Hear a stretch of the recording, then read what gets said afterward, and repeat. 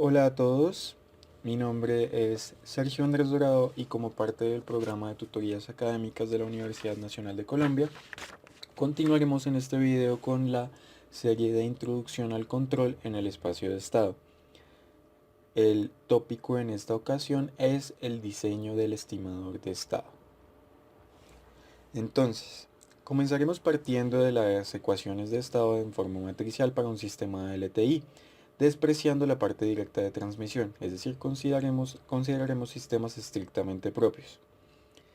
Para efectuar la acción de control descrita en el video anterior, debemos tener en cuenta que no todas las variables de estado están disponibles para ser realimentadas, ya que incluso algunas de ellas pueden no tener sentido físico.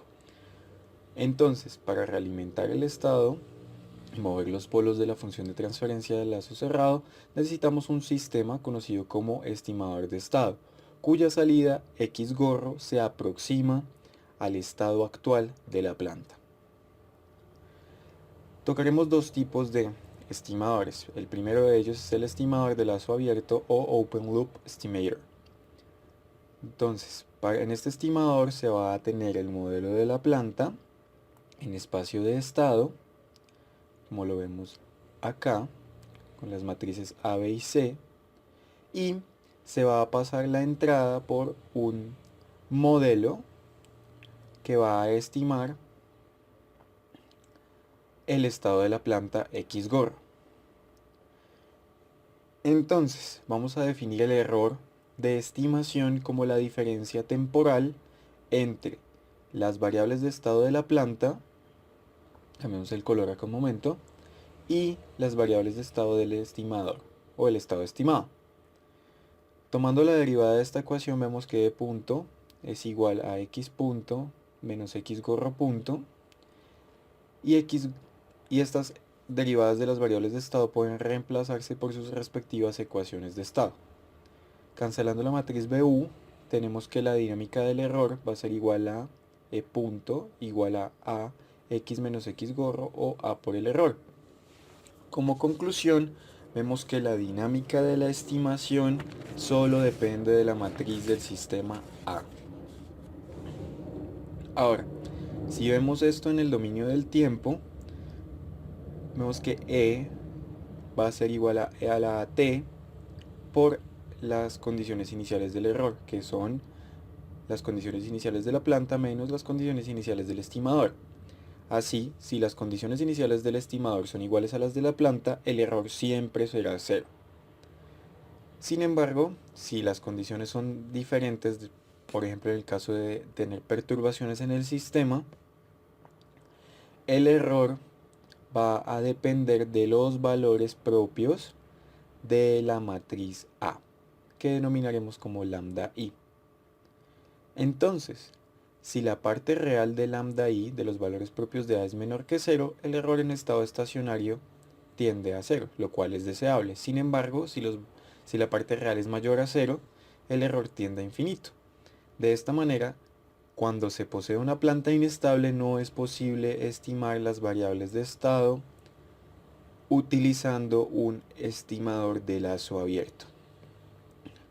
Por ello, antes de eso, en la práctica es muy difícil que las matrices A de la planta y A y B de la planta y el estimador coincidan. Si no coinciden, la dinámica del error empieza a depender de la entrada del sistema. Esto, por supuesto, no es deseable. Ahora consideremos otro tipo de estimador conocido como el estimador de lazo cerrado. Este estimador emplea la salida de la planta y del mismo estimador para calcular un estado aproximado de la planta X gorra. ¿Cómo se construye este estimador? Entonces, se parte de la misma forma de la representación en espacio de estado de la planta de interés que se quiere controlar y la entrada de ese sistema se pasa a otro sistema en espacio de estado que tiene las mismas matrices A, B y C de la planta. Falta dibujar la matriz A. Sin embargo, se va a hacer una comparación entre Y y Y estimado. El resultado de esa comparación se pasa por una ganancia matricial L y luego se realimenta positivamente en la derivada del estado estimado. Vemos que este sistema tiene dos entradas y múltiples salidas. Se le pasa la entrada y la salida de la planta y la salida es el vector de estados. Por lo tanto, el estimador de lazo cerrado es un sistema MIMO. Ahora, evaluemos la dinámica del estimador de lazo cerrado. X gorro punto va a ser igual a por X gorro más B por U. Y veamos que en este comparador tenemos Y menos Y estimado.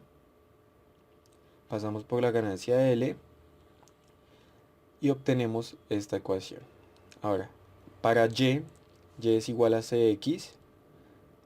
Entonces, haciendo este reemplazo de la ecuación de salida en la dinámica del estimador, obtenemos que la siguiente ecuación. Recordemos que también es posible encontrar una ecuación de salida para Y estimado. Agrupando términos semejantes, en un momento esta representación de acá no nos sirve, entonces es mejor escribirlo de esta manera. X gorro punto es igual a X gorro más BU menos LC por E, donde E es el error de estimación. La dinámica del error de estimación se puede calcular al restar X punto de X gorro punto. Entonces, para X punto tenemos la expresión AX más BU y para X gorro punto la que acabamos de encontrar. AX gorro menos BU menos LC por el error de estimación. Cancelando los términos iguales, obtenemos que E es igual a X menos X gorro menos LC por el error, o lo que es lo mismo, ALC por el error. De esta manera, vemos que la dinámica del error de estimación en el caso del estimador de lazo cerrado depende de la matriz A menos LC. De esta manera, si los valores propios de A menos LC tienen parte real negativa, el error de estimación en estado estacionario será 0. Entonces, este problema es muy parecido y de hecho es el problema dual del diseño de la realimentación. Así, diseñar un estimador de lazo cerrado se denomina como el problema transpuesto del diseño del controlador K. ¿Cuál es el procedimiento de diseño? Entonces, partimos de una planta observable de orden n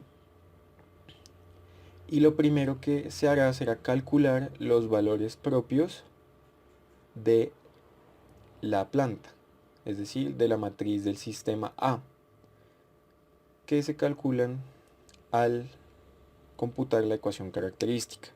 Luego se calcula el polinomio característico del estimador a partir de los polos que se quiere que el estimador tenga.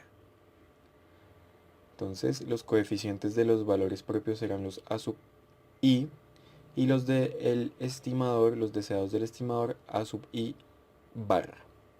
A continuación se calculan las ganancias en el espacio canónico observable como A sub I barra menos A sub I y enseguida se computa la transformación equivalente S, que es igual a P menos 1 y va a ser igual al producto de la matriz inversa de observabilidad en el espacio canónico observable, que tiene esta sencilla forma, por la matriz de observabilidad en el espacio de partida, que recordemos es C por A, C a cuadrado y C a la 3, para un sistema de orden 4. Entonces, por último, se calcula las ganancias en el espacio de partida al utilizar S inversa por